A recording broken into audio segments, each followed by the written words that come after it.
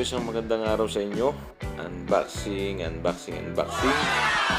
naman tayo kahit walang box. So ayan, pero bago yan gusto ko muna magpasalamat sa inyo, sa ating mga subscribers.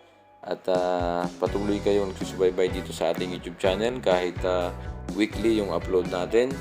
At dun po sa mga bago dito, kung kayo po ay napadaan dito sa ating channel, huwag niyo pong kakalimutan na mag-subscribe, pindutin ang bell icon para manonotify po kayo kung may bago tayong video. So yun, at dun nga sa mga bago dito, ako po ay nag-upload ng mga videos about dito sa mga fishing gear, sa mga fishing adventure. Nagsisimula pa lamang po ako dito, pero po ako ay may mga dati ng mga video na naka-upload dito sa ating channel about po sa mga about sa buhay seaman, dun sa mga ginagawa ko sa barko kapag ako ay naka-on board. Pero habang nasa bakasyon, ito po yung napili ko na pagkakabalahan dito sa Pilipinas. So ayan, at ito nga po, dumating na yung aking in-order sa Lazada na fishing rod. So ito yung pangalawa natin na fishing rod. Kung kayo ay nakasubaybay dito sa ating channel, padalawa ko na itong fishing rod.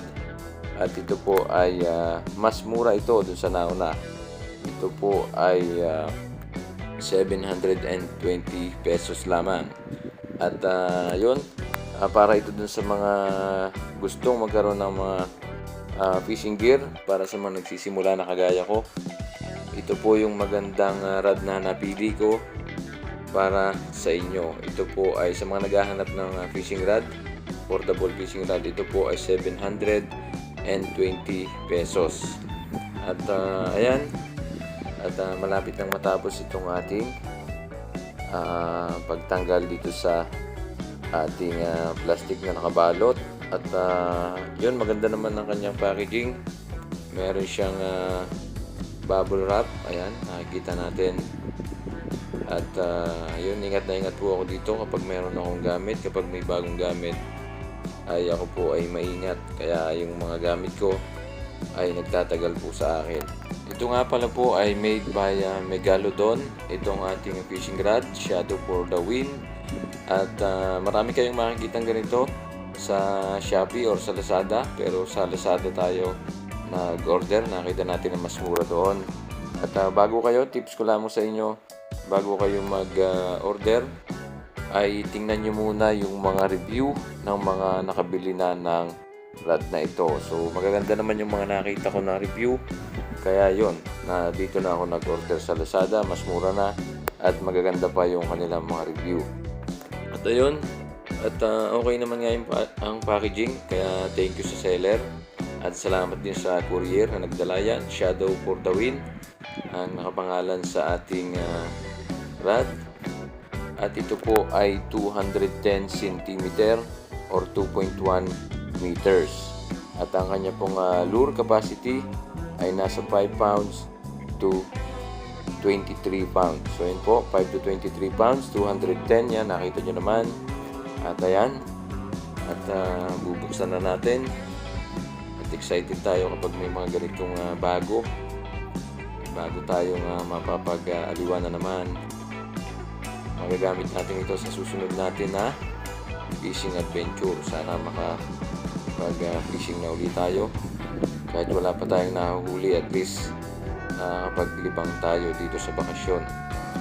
So ayan, dalawa ho yung tip ng ating fishing rod na ito. Isang medium at isang medium light. At ito po yung kanyang pinaka-handle. So ayan.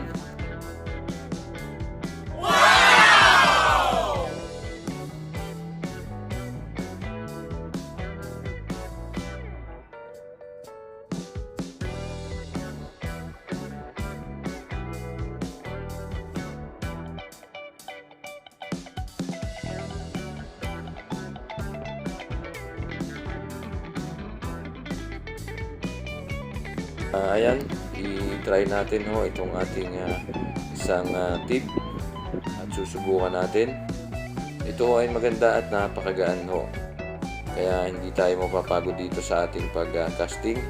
For casting, tama-tama ho ito. At susubukan din natin ito dun sa ating nauna na reel. Ang ating fishing reel ay isa pa lamang. At sa susunod, paplano tayo na mag-order ng isa pa para tig-isa yung ating rod. Yung nauna natin na rod is Casking. At ito naman ay Shadow for the Win. Ito yung ating bibilhan ng bagong reel kapag meron tayong budget.